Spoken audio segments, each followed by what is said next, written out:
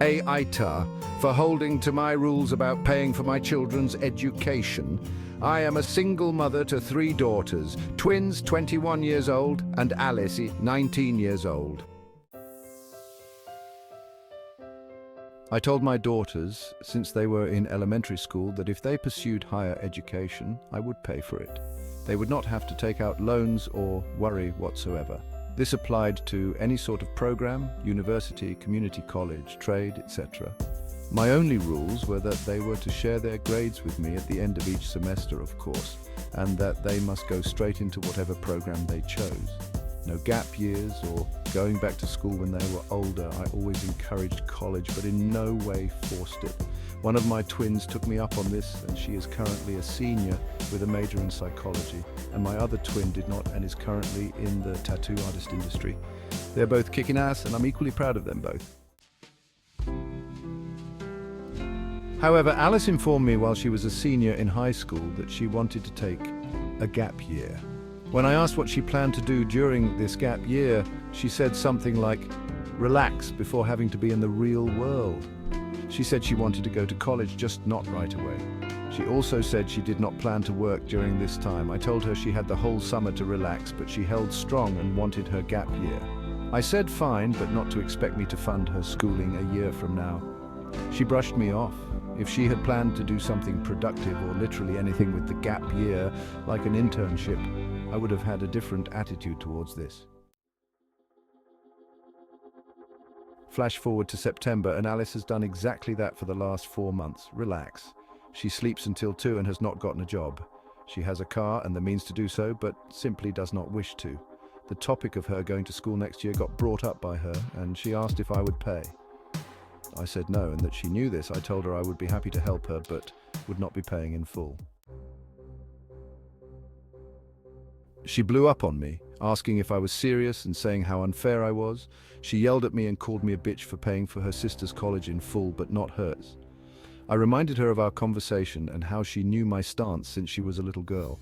I also asked her if she had applied for scholarships or done anything to start trying to help with these funds. She had not. I told her since I was retiring in 2025, I did not have the funding to pay for her schooling in full anymore, and that I had to start thinking about saving for myself and my future. I said she had missed her chance. She is very angry and has barely been speaking to me. I feel bad, but I also don't. I feel like this will be the first of many things in her life to teach her some responsibility. She had her opportunity to have her schooling paid for, and she knew this, but chose to do nothing for a year. She can absolutely still go to college and I will help foot the bill, but she would definitely have to take out some loans. I'm really not sure how to talk to her about this. AITA, edited to add a few things. As far as my retirement, if Alice had attended college this fall, I would not be retiring in 2025. I probably would have pushed it until at least 2027.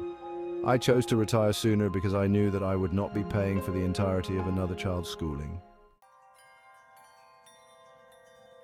For those saying Alice may have needed the gap year for mental health reasons, this has never been communicated to me by her.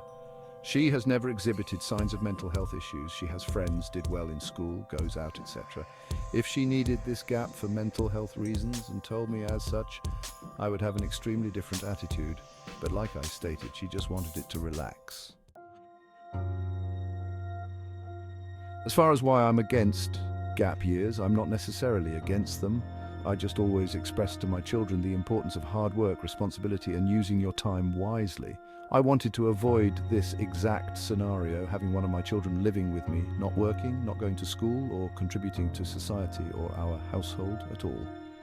I'll clarify again that if Alice had been working, doing an internship, studying abroad, Peace Corps, any volunteer work, I would reconsider this rule, but sitting around in her bed all day for 9 months and expecting me to be okay with that and still pay full tuition will just not fly in my home. Somebody has asked if I paid for my twin who is in the tattoo artist business. I did. She has loved art and tattoos since she was a young teenager, drawing them, planning her own tattoos, so I had a pretty good idea that she wanted to make a career out of this. I encouraged her to do so, and she found herself an apprenticeship right out of high school. I paid for everything she needed with it. It is truly her passion. To answer if Alice knows what she wants to do, she does. She has known what she wanted to major in since she was 15. She still wants to major in this. So it is not a matter of needing time to figure it out. I'll pause 2S to transition into a more personal and reflective story. I'd like to share an experience from my own life. This story is about a challenging relationship and the complex emotions that come with it. Pause 2S. My dad got remarried after my mum died. I was 15 at the time and my mum had been gone for less than 2 years. I knew my dad and his new wife were talking about getting married, and I hated it. I didn't understand why my dad was moving on so quickly, or why they had to get married at all. Pause 2S. When my dad told me not to look so down, his new wife chimed in, telling me I should wipe all the sadness from my memory because she was here now. She even said she'd bring the happiness back and make me forget all about what made me sad. My dad was shocked and told her how insensitive that sounded. Pause 2S. I refused to let her touch me when she tried to apologize and told her to leave me alone. A few days later, she talked to me alone and said I should at least try because Dad wasn't sad anymore thanks to her. I told her she couldn't make me forget my mum had died. She said I never gave her the chance to. I told her I didn't like her and thought she was a bad person. She was horrified, but I meant it then and I still mean it now. Pause 2S. She tried so hard to get close to me, but I didn't want to get close to her. I was quiet around her, didn't open up and shared nothing with her. My dad even sent us on a pre-wedding girls' day to help us bond, but I ignored her the whole time. She got pregnant right after the wedding and told me I should be celebrating. But I just wanted to cry. I told her she'd never understand. Pause 2S. We had a really rough time during her first pregnancy. She wanted to include me, but I wanted nothing to do with her or her pregnancy. She told me to leave the past behind and look forward to being a sister, but I couldn't. She even said most kids would be happy to have a mum again. I brought up that I thought she was a bad person again. She didn't try to include me in her other 2 pregnancies, but still tried to make me like her and forget my mum. Pause 2S. I don't respect her and don't even call her my stepmom. Her mum died not too long ago and she had a really hard time. I didn't care and didn't try to comfort her. She confronted me, accusing me of disrespecting her grief. I told her she was right because she never respected my grief, so I wouldn't respect hers. I even told her she could wait for her dad to find someone who'd make her forget. Pause 2S. She called me heartless and said I should care enough about her not to say that. I told her I never cared about her. So am I the asshole for telling my stepmom she's right when she accused me of not respecting her grief? Pause 2S. This story is a reminder of how complex and layered our emotions and relationships can be, especially when it comes to grief and moving on. Thank you for listening.